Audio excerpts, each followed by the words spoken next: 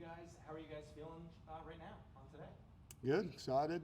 Good week of prep. Guys are definitely leaning into improvement. I think that's the biggest thing you see. Obviously we're excited about our record, but we know that we can play a lot better than we've played for 4 quarters, and putting together spurts of quarters and halves, but not full games on each side of the ball, and special teams included, and just trying to play a three-phase football team or football game better than we have, and that's really the ultimate goal.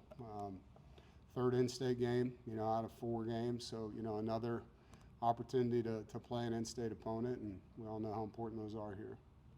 How important is it to try to get off to a fast start? Yeah, as opposed to what? Not a fast start? Kind of a easy one to answer. Yeah, you want to win every game, and momentum helps your team. So we've got good momentum. I think better than that, our guys have faced adversity multiple times and have stayed poised. So we know as coaches what our guys are capable of in tough situations, and you don't always find that out, in the first quarter of the season like we have. So there's a lot of information that we know about our guys that's good to know, and they've done a nice job sticking together and listening to coaching and coming up with adjustments and then making plays when they need to be made. A little bit off the field, but I wonder what you do to make sure that you stay as stress-free as you possibly can in this very stressful job, and what you do to encourage your staff to do the same.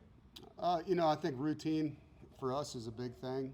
Having a healthy routine, sleep isn't always guaranteed, even if you get home early, because there's a million thoughts going through your head. But I think trying to eat well, trying to exercise, preparation. When you prepare well, you feel ready. I think as the season goes on, you feel more and more confident about your preparation because you have more information on your opponents. But the same thing with the staff, and then getting them out of here. Thursday nights, we get our coaches out of here so they can be with their families and get that quality time with their spouses and children. So there's some balance. Is there someone you learned that from? Like, you can't work guys to the ground, or maybe you can work them? Both ways. I've worked for guys that sleep in the office and they're there all night, and I've seen that take a toll on them. I've worked for guys probably that didn't work hard enough, and you're like, I wish you was here more. And then I've been with guys that had good balance, and I think that's what we seek, is that balance. And it's my job, to kind of feel the pulse, not just with the staff, but with the players. When do we need to push them harder? When do we need to back off a little bit? But that's, as a head coach, you're responsible for the environment that your team and your staff work in and prepare in and practice in, lift in, recover in. And so I pay a lot of attention to that, and I rely on coaches, staff, rough players to give me feedback when I ask for it, honest feedback, like not yes men feedback, like, hey, guy, you probably need to back off a little bit, or hey, why don't you push him tomorrow? And so they know they can give me that kind of input. What's your take on the new transfer portal window just being one time in December? Well, I think it's better for roster management. I don't know what the perfect zone of the calendar is because our calendar seems to change every year right now.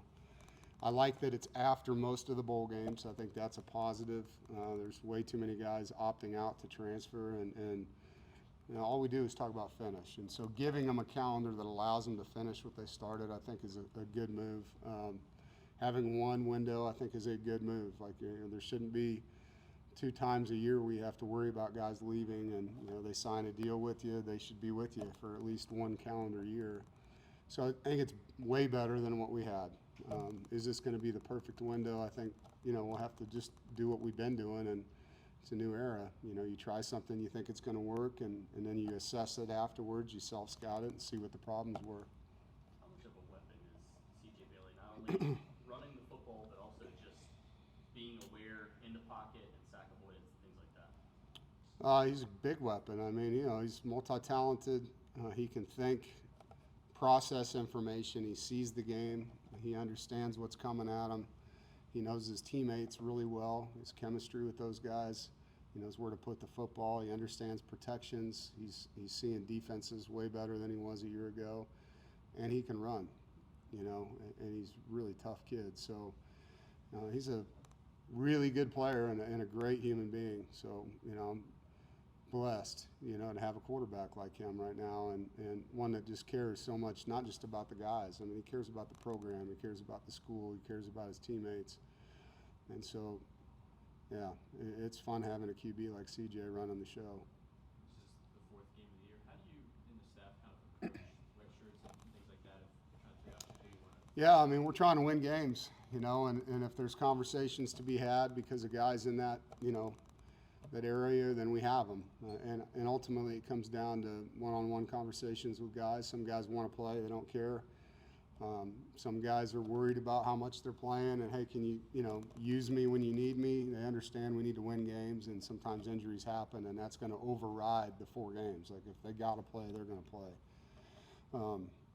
And with that being said, you know, for years this 5-for-5 legislation has been out there, and I would just love for that to pass. You know, I think the 4-game redshirt rule was created so that we could give some guys a chance to play a little bit, so that after they redshirt, they would be ready to play. And it's turned into leverage for other teams to try to get guys to transfer, and agents to try to get guys to save years so they can get more money for them potentially. And, you know, let them play for 5 years. Let them play as much as they can play for 5 years, and get that stuff out of there. You know, especially now that we're at a 105 roster limit, eventually it makes sense to have more available players because of attrition, and for us to be able to, hey, everybody has a chance. You know, all these guys on the scout team would know if they have a great week and there's an injury, they could be elevated. They don't have to worry about that stuff. And I know I've talked to a lot of coaches in other leagues, and our coaches in our league, there's a lot of people in favor of that. So I hope that they do the right thing and grant that rule. It really help college football. Is there anything that stood out about Mensa on tape? I don't know if you've gone back to his Tulane stuff, but, you know, obviously he's a very good quarterback, but something that really stands out. I mean, he's a really good passer. I mean, he can throw every ball. I mean, he can put a zip on it. He can throw it way down the field. But this year what you see is when he's scrambling to throw, he can make all the throws on the run. And he's made some really nice scramble throws down the field. He's a good runner. He's obviously not a guy they want to run downhill at you all the time, but you got to trust your edges. You got to be sound on QB run game. And, yeah, he's won a lot of football games. At Tulane, they were a really, really good football team. So, you know, he's been a leader on a winning football team, so you know he's got command presence. You got Duke in the 4th game of the year. This is the second conference game, both on the road. Generally, this early in the season, you don't have that great of an opportunity to go 2-0. How big of an opportunity is this for your team? Have you expressed that to them? Oh, yeah.